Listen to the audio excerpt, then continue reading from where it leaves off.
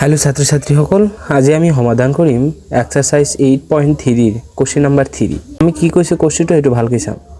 যদি 10 2a equal cot a - 18 যত 2a সূক্ষ্মকোণ তেন্তে এর মান উলিওয়া। যেহেতু আমি জানো যে এটো দিয়ে আমি যেহেতু জানো যে cot 19 - a ইকুৱেল কি হয় 10a হয়। আমি জানো এটো আমি জানো যে cot 19 - a cos 90 - a equal 10a হয়।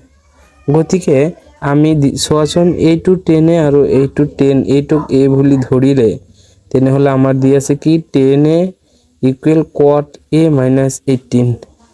গতিকে আমি এইটো পাৰ্ট এইটো বুলি ধৰিম যে এইটো আৰু এইটো ইকুৱেল। গতিকে আমি এই পাৰ্টখিনি বনাম cot 90 - 2a equal cot a - 18। এতিয়া আমি এইটো হব তো cot ক্যান্সেল যাব। এতিয়া কি হ'ব 19 - 2a ইকুৱেল a - 18। এতিয়া 19 - এইটো হৌফালৰ পৰা বাওফালে আহিলে মাইনাসৰ হৈ যাব 2a - a ইকুৱেল -18। এতিয়া 90 আমি এইফালে লম হৌফালে লম মাইনাসৰ 2a আৰু এটা মাইনাসৰ a কি হ'ব তেনেহলে মাইনাসৰ 3a ইকুৱেল মাইনাসৰ 18 মাইনাসৰ 90। এতিয়া হ'ব মাইনাসৰ 3a ইকুৱেল এইটো যোগ কৰিলে কিমান হ'ব 08 মাইনাসৰ আছিল। গতিকে এইটো আৰু এইটো ক্যান্সেল যাব। a কি থাকিব আমাৰ যেহেতু a এইটো 3 লগত পূৰণ হৈ আছিল এইটো 3 তো হৌফালে গলে তাত ভাগ হৈ যাব 108 ডিভাইড বাই 3। 3 3 গুণ 9 এক আমাৰ বাছিল এই এক এত গলে এইটো কি হল 18। এতিয়া 3 6 18 তে এর মান কিমান হল 36। এইটোই আমাক প্রমাণ কৰিব কৈছিল। এতিয়া আমি কৰিম কোশ্চেন নাম্বাৰ 4। কোশ্চেন নাম্বাৰ 4 দি আছে 10a ইকুৱেল cot b। আমাক প্ৰমাণ কৰিব লাগে কি a plus b equal 90 degree. এইটো আমাক প্ৰমাণ কৰিব লাগে। যেহেতু আমি জানো যে cot 19 - a equal cot b 10 আছিল। গতিকে এই cot আৰু এই cot ক্যান্সেল গৈ এইটো আৰু এইটো ক্যান্সেল গৈ থাকিব কি 19 - a ইকুৱেল b। এতিয়া এইটো 19 থাকিলে 90 থাকিলে আমি এই a মাইনাসৰ এইটো হৌফালে গলে কি হ'ব প্লাসৰ হৈ যাব a প্লাস b ইকুৱেল 90। গতিকে আমি লিখিব পাৰো a plus b equal to 90 degree. এইখিনি স্টুডেন্ট। এতিয়া আমি সমাধান কৰিম কোশ্চেন নাম্বাৰ 5। দিয়া আছে sec 4a equal cosec a - 20। এটো কৰিম আমি যেহেতু জানো যে cosec 19 - 4a ইকুৱেল কি cosec a - 20। এবিলাক ডিগ্ৰী হ'ব এবিলাক ডিগ্ৰী। cosec আৰু এই cosec আৰু এই cosec টো ক্যান্সেল যাব। তেনেহলে থাকিব কি 90 - 4a ইকুৱেল a - 20 ডিগ্ৰী। তেনেহলে আমাৰ এইটো ইয়াতে প্লাস আছে বাওফালে আহিলে কি হৈ যাব মাইনাসৰ হ'ব মাইনাসৰ 4a মাইনাসৰ a মাইনাস ইকুৱেল -20। এতিয়া 90 মাইনাসৰ 4a আৰু এটা a হলে কি হ'ব মাইনাসৰ 5a ইকুৱেল 20। এতিয়া আমি এই 90 হৌফালে লৈ যাম মাইনাসৰ 5a ইকুৱেল 20 মাইনাস আছিল ইয়াতে এইটো প্লাস আছে তাত গৈ কি হ'ব মাইনাসৰ 90 হ'ব। এইটো মাইনাস আছিল মাইনাস বহাই দিব তে মাইনাসৰ 5a ইকুৱেল কিমান হল 111। এতিয়া আমি কৰিম এই -2 আৰু এইটো ক্যান্সেল যাব। এতিয়া থাকিব কি 5 ইকুৱেল টু 110 5 1 কে 5 5 2 গুণ 10 থাকিল কিমান 1 5 2 গুণ 10 ইকুয়াল টু 2 গতিকে এইটো ইয়াতে লিখি দিম গতিকে a ইকুয়াল 22 এইখিনি কৰিবলগীয়া আছিল আমাক এতিয়া আমি সমাধান কৰিম কোশ্চেন নাম্বাৰ 6 অৰ 1 কি কৈছে ইয়াত চাব ভালকৈ চাব যদি a b আৰু c কোন কেইটা a b c ত্ৰিভুজৰ অন্তকোণ হয় তেন্তে দেখুৱা যে sin b + c / 2 equal cos a / 2 তো প্ৰথমে আমি কি কৰিম কোশ্চেনটো উঠাই লওঁ যেহেতু আমাক কৈছে আমাক দিয়া আছে আমি দিয়া আছে বুলি লিখিম দিয়া আছে যেহেতু আমাক দিয়া আছে কি দিয়া আছে a b c দিয়া আছে a b c কোন কেইটা a b c কোন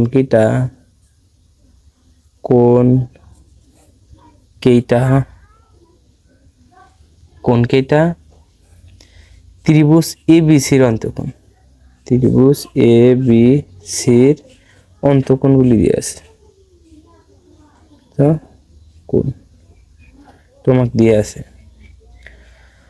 সেটা আমি গতিকে যেহেতু আমি জানো গতিকে আমি কি পাও যে angle A plus angle B plus angle C equal to কিমান হয় 180 ডিগ্রি এতিয়া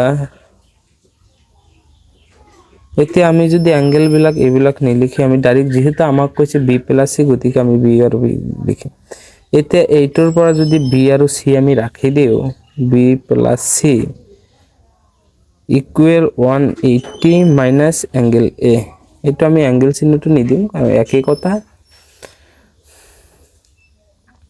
এতিয়া আমি 2 এৰে ডিভাইড কৰিম both side 2 equal 180 degree minus a by 2 এতিয়া আমি এইটো আমি ভাঙিম 180 divide by 2 minus or a by 2 b plus c by 2 equal 180 by 2 minus a by 2 এটা আমি লিখিব পাৰো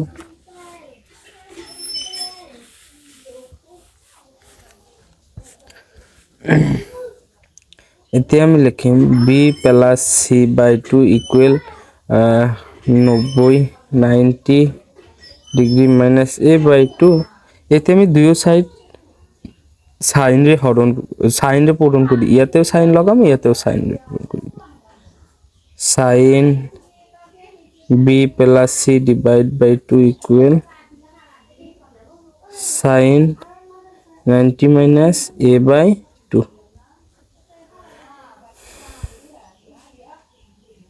sin b plus c by 2 equal sin so to sin 90 minus a আমার কি আছিল sin 90 minus a আছিল আমার cos a গতিকে এটা আমি লিখিব পাৰো cos a by 2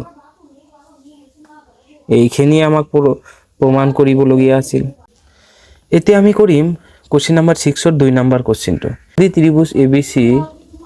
যদি ত্রিভুজ ABC অন্তকোণ ABC হয় প্রমাণ করা যে 10b plus c by 2 equal cot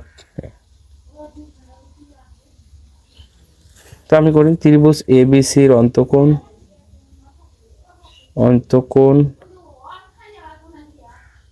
A B are C হ্যাঁ ABC গতিকে আমি কি পাও angle A plus angle B অ্যাঙ্গেলটো নিলিখিলেই হল A plus B plus C equal 180 যেহেতু কোণবিলাক দিয়ে আছে এবিলে অ্যাঙ্গেল নিলিখিলেও হৈ যাব যদি এর পর আমি যদি B প্লাস C রাখি দিও এইটো কি হ'ব 180 মাইনাস A এতে দুই সাইডে আমি 2 এর হরণ করিম B plus C by 2 equal 180 degree minus A by 2 এতে 80 রে 2 রে হরণ করিম আর A রে মাইনাস তো মাজত রাখি এতে দুইটারে হরণ করি দিম বেলেগ বেলেগ কে B plus C by 2 equal 180 by 2 minus A by 2 এতিয়া B plus C by 2 equal 90 minus A by 2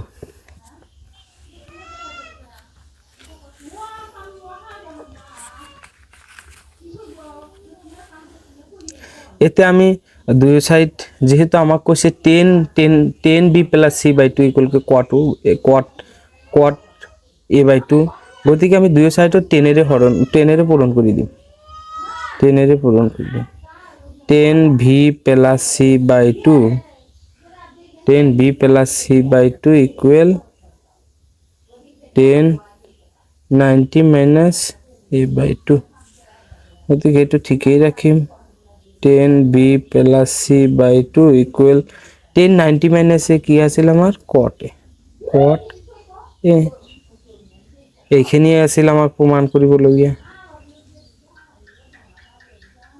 এতিয়া আমি সমাধান কৰিম কোশ্চেন নাম্বার 7 ইয়াত দিয়া আছে আমি যিখিনি দিয়া আছে হেতু আগতে কৈছে যে sin 67 degree plus cos 75 degree 0 degree আৰু 45 ডিগ্ৰীৰ মাজৰ কোণৰ ত্ৰিকোণমিতিক অনুপাত হিচাপে প্ৰকাশ কৰা গতিকে আমি যিখিনি দিয়া আছে হেতু আগতে লিখিম যেহেতু আমাক দিয়া আছে sin 67 degree plus cos 75 degree যেহেতু আমি লিখিব পাৰো sin 90 minus 23 যেহেতু 90 ৰ পৰা 23 গলে 67 হয় এইটো ক্যালকুলেশন কৰিলে আমি এই লাইনটো পামি প্লাস cos 90 minus 15 এতিয়া আমি sin 90 minus কি মান পাইছিলো cos 23 degree plus cos 90 minus কি মান পাইছিলো sin 15 ডিগ্ৰী বা sin গতিকে এইখিনি আছিল আমাক প্ৰমাণ কৰিবলগীয়া